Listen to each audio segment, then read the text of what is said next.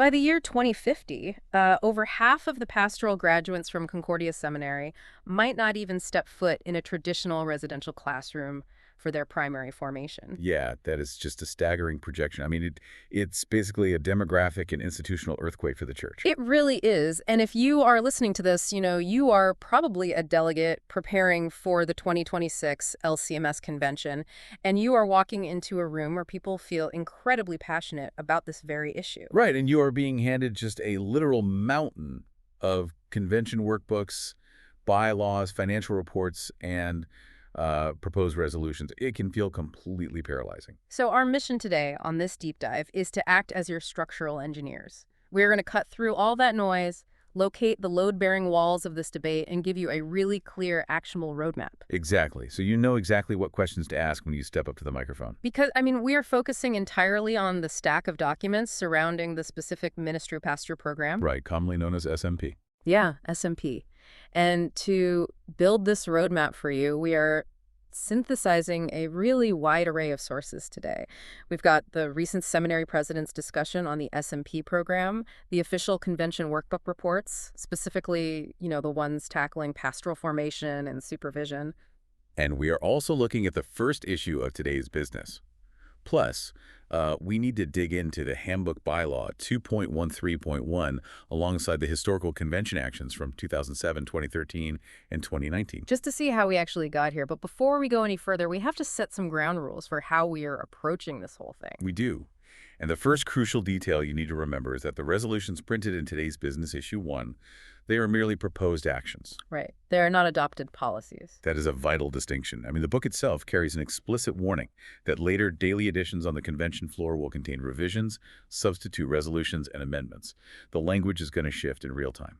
So our goal in this deep dive is not to tell you how to vote. That would be, well, pretty short-sighted. Yeah, our goal is to equip you to move past the surface-level talking points so you can test the claims fairly.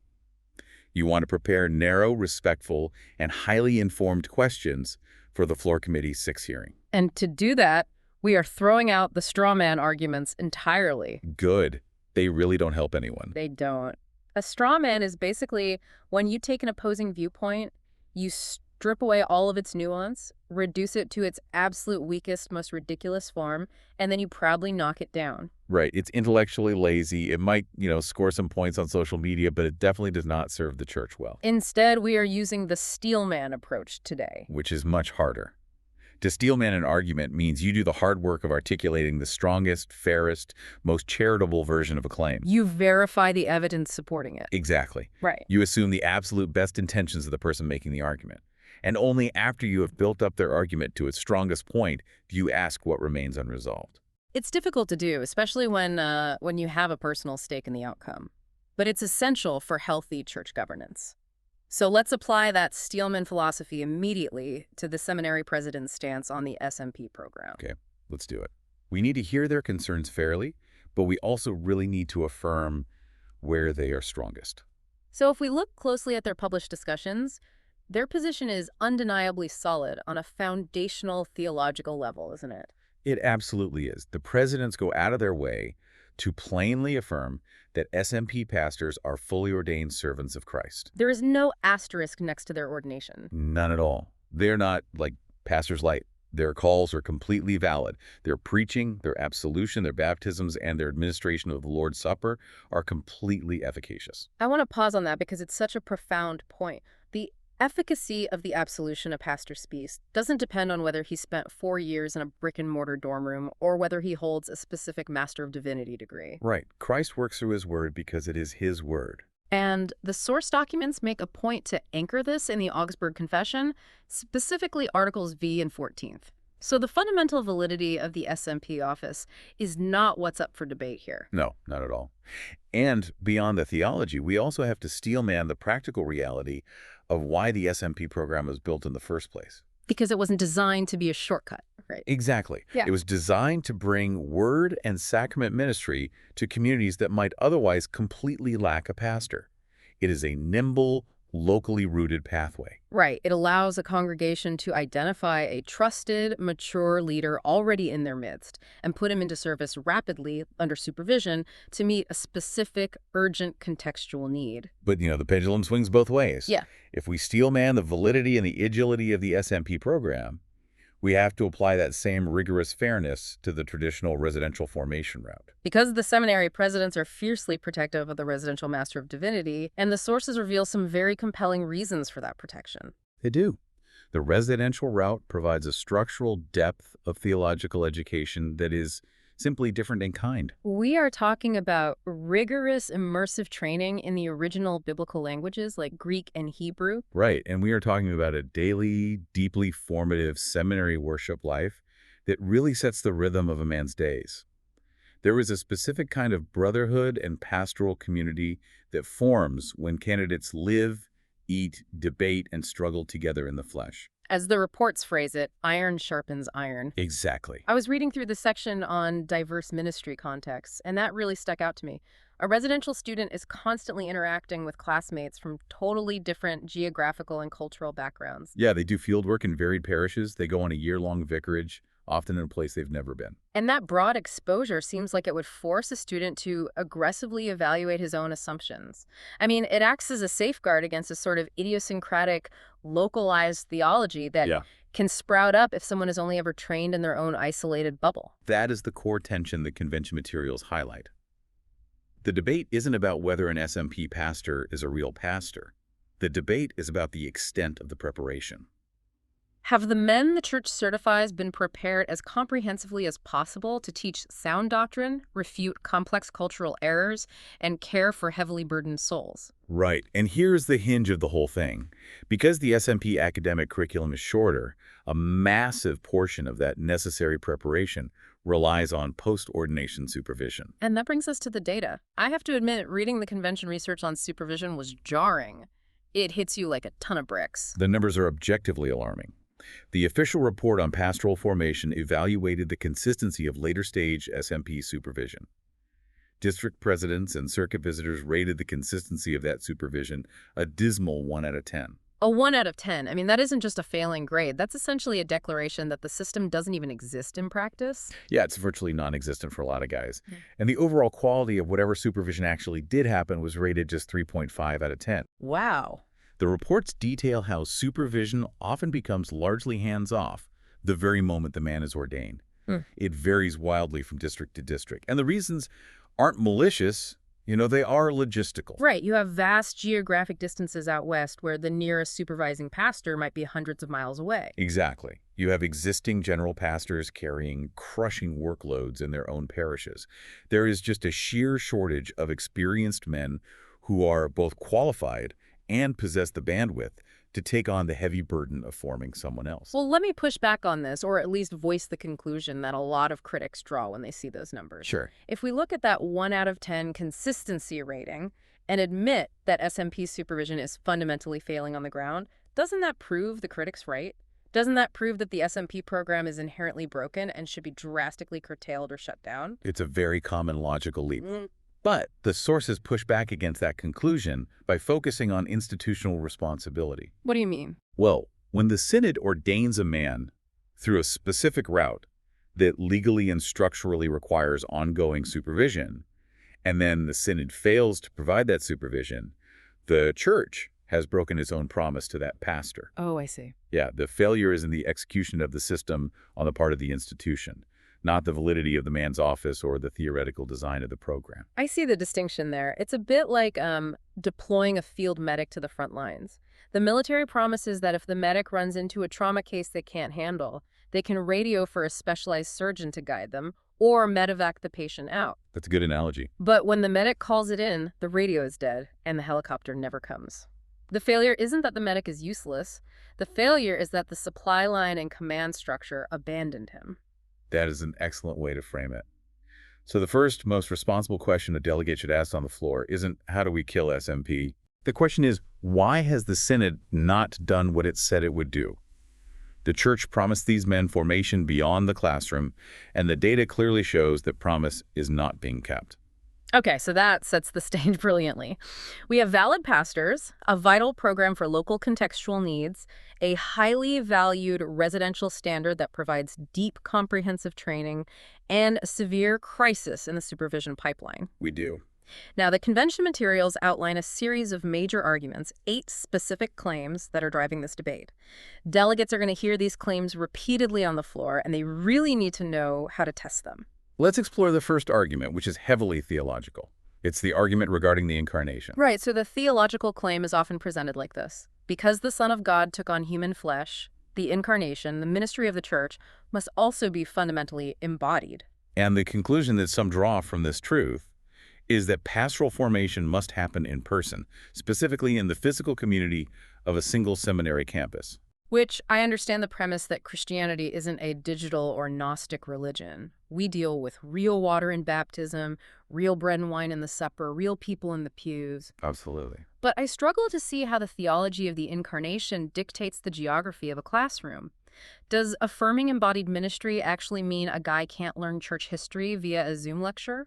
That is exactly the distinction the delegate needs to make. If we steelman the claim, we fully agree that ministry is embodied. But does that mandate a specific educational delivery method? No. Right. The SMP program is not a purely disembodied, solitary online degree. It is technically a bounded hybrid program. It deliberately combines online academic education with highly embodied, boots-on-the-ground local ministry. So it requires local relationships, intensive physical campus visits, and ongoing mentorship. Yes. If an SMP pastor is sitting at the bedside of a dying parishioner in a rural hospital, holding their hand and praying with them, that is profoundly embodied ministry. It doesn't become disembodied just because he submitted his dogmatics paper through an online portal the night before. Exactly. Delegates need to ask whether a beautiful theological truth, the incarnation, is being misused to settle what is really just a debate about modern educational delivery systems. Which flows naturally into the second major claim delegates will hear, the comparison to other denominations. Ah, yes. The slippery slope argument. Right, so the argument here is a historical warning.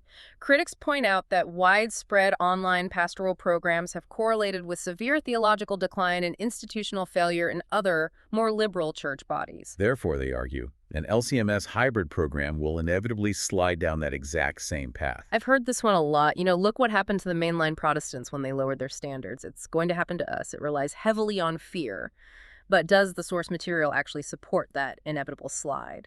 The sources insist that good shrink policy requires evaluating specific internal metrics, not just throwing out broad historical generalizations. So we can't just compare apples to oranges. Right.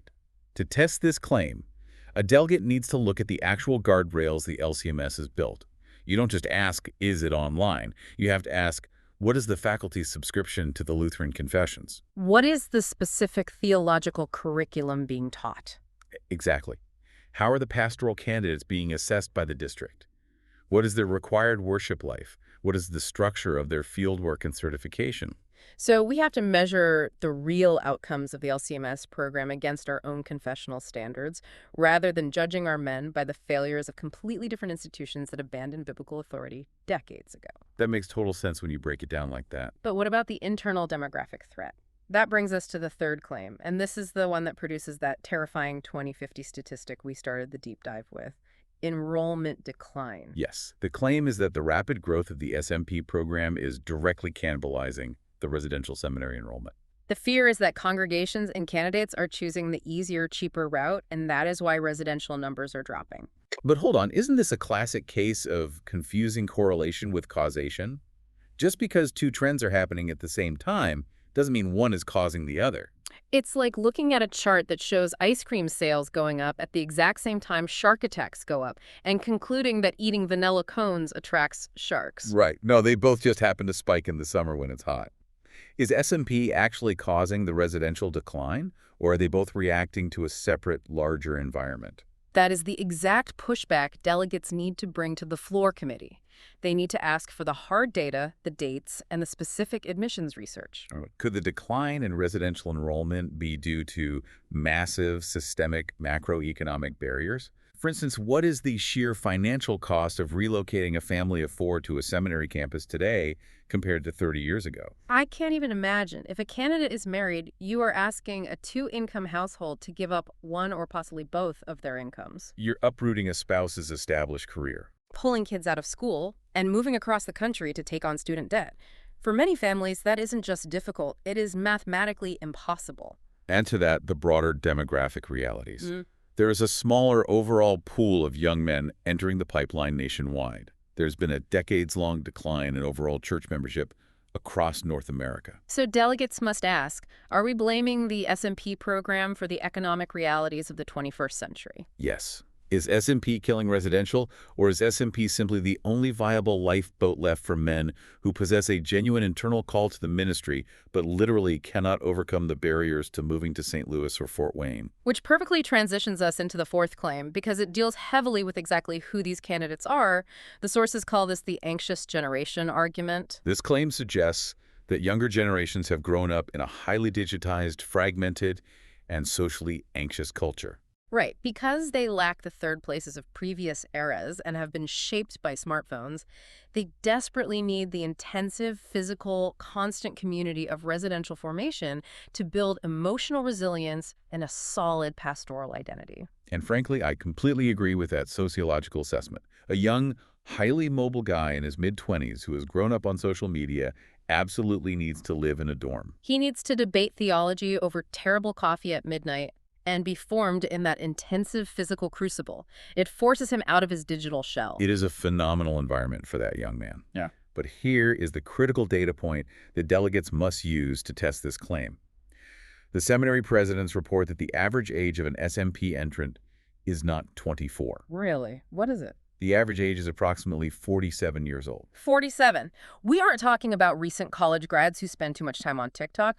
We are talking about men who are likely already grandfathers, or at least have kids in high school. We're talking about men with mortgages, established secular careers, and deep, multi-decade roots in their local communities. They might be the hardware store owner who has served as the head elder of his congregation for 15 years. Exactly. They have already developed incredible emotional resilience and social fluency. This completely changed the policy conversation. Good church governance must ruthlessly distinguish between younger, highly mobile candidates who absolutely should be heavily recruited and directed toward comprehensive residential formation. Right, distinguish them from older, locally rooted candidates who simply cannot leave their towns without causing immense disruption to their families and their local economy. You cannot treat a 47-year-old elder the same way you treat a 23-year-old recent grad. Precisely. The church needs a rigorous hybrid formation path precisely for those older, deeply rooted men. If a delegate keeps those demographic realities in mind, they are going to be incredibly effective in testing these claims on the floor. All right, let's look at the remaining claims delegates need to test. These deal with the history of the program, the breadth of the theology, and the crushing reality of supervision capacity. Let's tackle the original purpose or scope creep argument. What are critics claiming here? Well, the argument is that the SMP program has drifted dangerously far from its original narrow intent. So they think it was meant for something else entirely. Critics often suggest that the program was only ever meant for tiny, isolated rural parishes that were utterly incapable of affording a residential pastor. When they see SMP pastors serving in full-time roles or as part of a large multi-staff church in the suburbs, they call it scope creep. So they're saying the program broke its own rules, but what does the actual historical record say? The history is much more nuanced. If a delegate takes the time to read the establishing 2007 Resolution 501B and the subsequent 2013 Resolution 504B, they will find something interesting. They will find that church plants, mission starts, and staff pastor settings were actually explicitly part of the original vision. It was not exclusively for tiny remote parishes.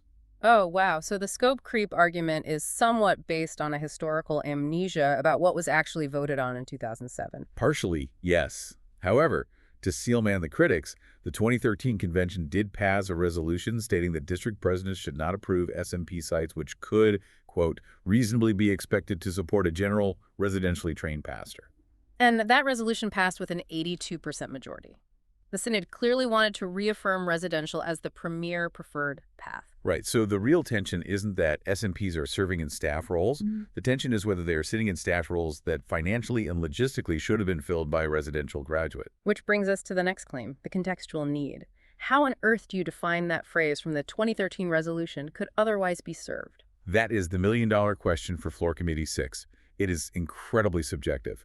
What exact criteria determine if a congregation could otherwise be served? Yeah, if a church has a total compensation budget of $45,000 for a pastor, can they otherwise be served by a guy with $60,000 in student debt and a family of 5? Probably not. What if it's a multi-point rural parish where the pastor is expected to drive 150 miles every Sunday to cover 3 different tiny sanctuaries? Or what about specialized contexts? What if it's a highly specific ethnic or bilingual ministry situated in an urban immigrant neighborhood where deep cultural fluency and immediate community trust are paramount? Or what if the congregation fundamentally requires a bivocational pastor, a man who serves the altar on Sunday but works as a high school teacher or a mechanic in the town Monday through Friday to support himself because the church simply cannot? And the most important question a delegate can ask here is about polity. Does the calling congregation have a meaningful deciding voice in determining their own contextual need? Or is a committee sitting in an office hundreds of miles away, looking at a geographic spreadsheet and saying, your zip code implies you have the median income to afford a residential guy, so your SMP application is denied? Delegates absolutely have to ask the committee how feasible is determined on the ground and what the transparent exception criteria are. Excellent point. Now, moving to the claim regarding theological breadth. The reality, as noted explicitly in Report R13.4, is that the SMP program involves roughly 1/3 of the curricular hours of a standard MDiv, and it requires no training in the biblical languages of Greek or Hebrew. I want to try an analogy here to see if this helps synthesize the tension. Is this dynamic somewhat like comparing a general practitioner doctor to a highly specialized, board-certified surgeon? Oh, that's an interesting way to look at it. Both are absolutely real doctors. Both can diagnose you, treat you, and write valid prescriptions. But one has significantly less specialized, intensive structural coursework than the other. Right. You wouldn't want the GP doing your brain surgery, but you also wouldn't say the GP isn't a real doctor. Is that a fair way for delegates to frame this? It's a very helpful starting point. Less coursework undeniably means less theological breadth. The respondents in the convention research consistently viewed MDiv graduates as more comprehensively equipped in systemic biblical theology, historical nuance, and complex scriptural interpretation. But the crucial point the sources make is that less academic coursework does not mean a lesser pastor. Exactly.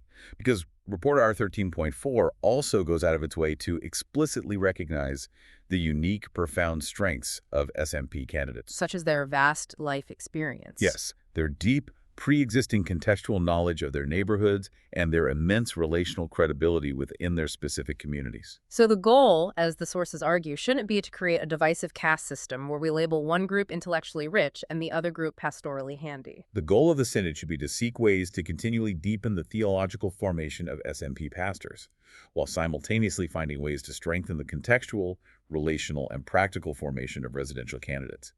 The Church needs the strengths of both. Don't tear one down to prop the other up. Elevate both. I love that.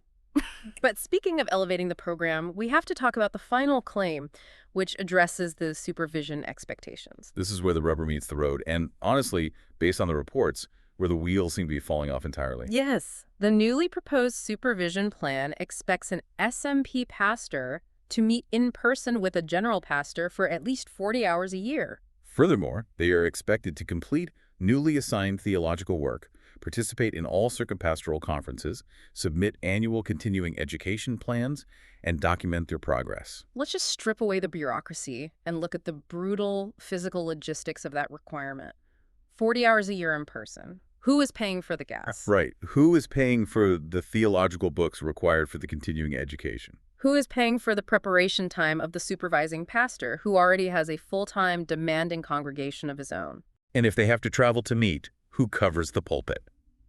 If you were in a district where the nearest general pastor is a 3-hour drive away, meeting in person for 40 hours is a massive logistical and financial burden.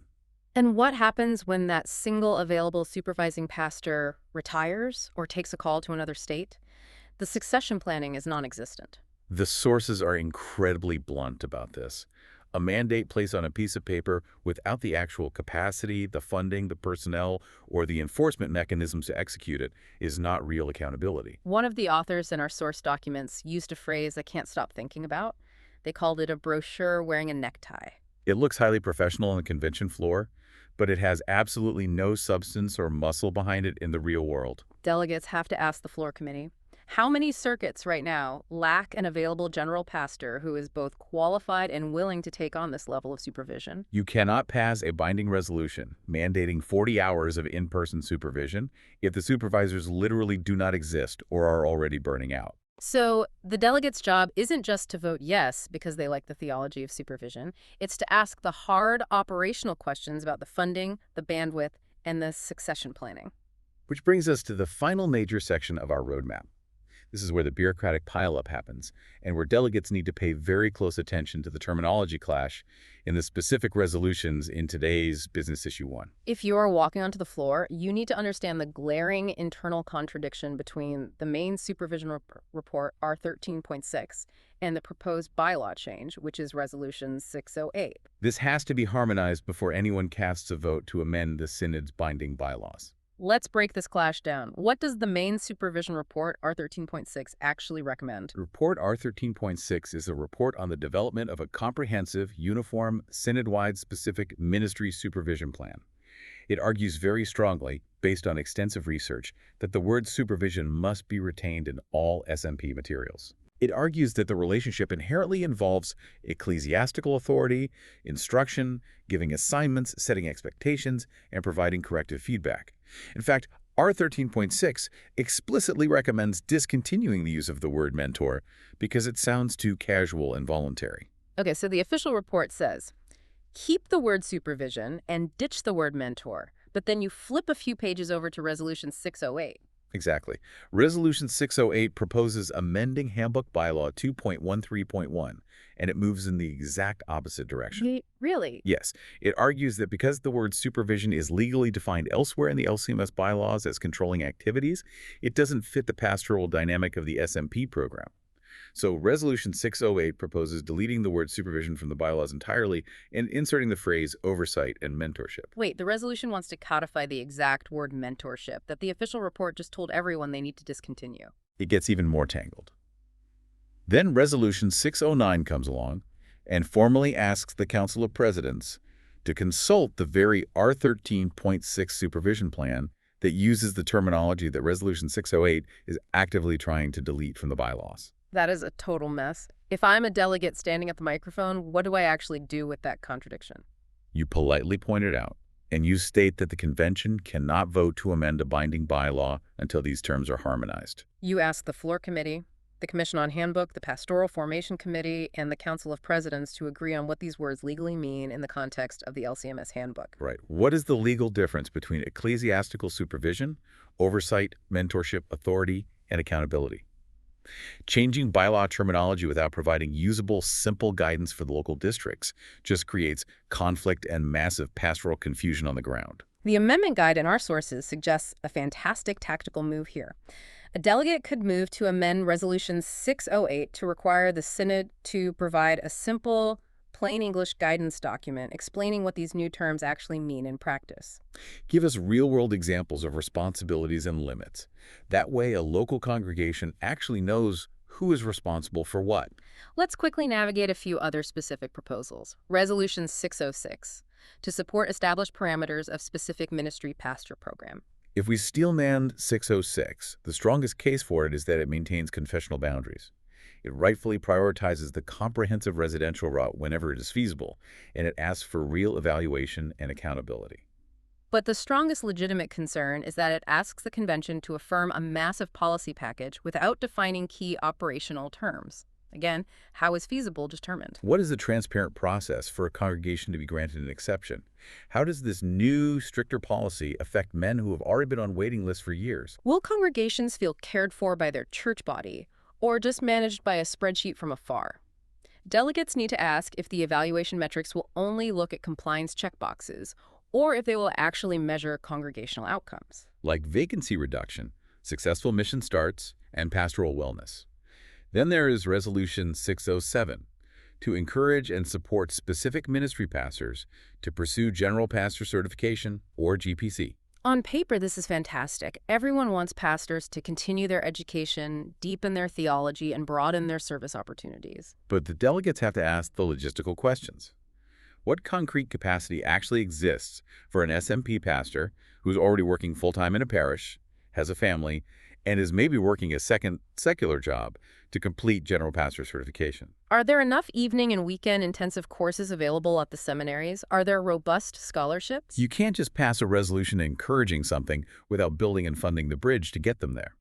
Districts and seminaries must identify cohort support so they don't place crushing financial burdens on these men. Finally, we look at Resolution 609, to implore Council of Presidents to fulfill 2019 Resolution 603A re-oversight of specific ministry pastors. This resolution is driven by that brutal 1 out of 10 consistency rating we discussed earlier. In 2019, the Synod directed the Council of Presidents to draft guidelines and training to enhance SMP mentoring and supervision. And the official reports show that progress over the last 7 years has been severely uneven, and the oversight remains inadequate. So Resolution 609 is basically putting institutional pressure on the Council of Presidents to finish the homework they were assigned 7 years ago. A savvy delegate could ask for a stated timeline and a public summary of these training resources, moving it from a polite request to accountable completion. Now, if you are driving or commuting while listening to this, do not worry about memorizing all these resolution numbers and report titles. No, we have put a complete cheat sheet in the show notes. It has all the exact page numbers from today's Business Issue 1, the convention workbook reports, and the specific bylaw citations. Pull that up on your phone when you are prepping for your committee hearings. Having those citations ready shows the committee that you have done your homework and that you are seeking clarity, not conflict. And that brings us to the summary of the final posture for delegates. Listen charitably to all sides. Do not assume malice from those who disagree with you. Steelman their arguments. Verify the data being presented, especially claims about causation versus correlation. Ask the narrow, practical questions about financial capacity, personnel bandwidth, and bylaw definitions. And then, after you have done all that, decide prayerfully. The ultimate goal of this convention isn't for one side to win a parliamentary victory over the other. The goal is a healthy, sustainable ecosystem for the church. We want to preserve residential formation as the comprehensive, preferred, premier route for the LCMS. It is absolutely vital for the deep theological health of the ministerium. But simultaneously, we must strengthen the SMP program for genuine, contextual mission needs. We have to repair the broken supervision pipeline. We need to expand access to continuing education, measure real-world outcomes, respect the historical responsibility of the local congregation to call its pastor, and keep the whole certification process accountable to the wider synod. Because the bottom line is this: every approved route, whether it takes 4 years in a brick-and-mortar classroom or utilizes a hybrid contextual model, must serve the exact same gospel purpose. The church desperately needs pastors who are deeply grounded in the Holy Scriptures and the Lutheran confessions, who are supported by their brothers in the ministry, and who are sent out to boldly proclaim Christ crucified and risen for sinners. SMP pastors do not possess a smaller Christ. They do not deliver a weaker absolution. They do not administer a junior-sized sacrament. The office is universally valid. Our job as a synod is to ensure the preparation and ongoing support are as robust as physically possible. I want to leave you with a final provocative thought to ponder, something that extends far beyond the microphones and the parliamentary procedure of the convention floor. As the church navigates a cultural landscape that is increasingly fragmented, hostile, and desperately in need of the gospel, what happens if a church body stops asking how deeply its men are formed, and instead only asks how quickly they can be placed to fill a vacancy spreadsheet? Conversely, how do we balance the urgent, burning necessity of the harvest with the patient, rigorous formation required to prepare the harvesters? It is the defining tension of the church in every age. It is. When you get to the convention floor, don't just stare at the chaotic web of bylaw lines and resolutions until you are overwhelmed. Look for the load-bearing walls. Look for the structures that actually support the men who are out there, in the flesh, delivering word and sacrament to the people. Check the show notes for your cheat sheet. Until next time, happy reading and safe travels to the convention.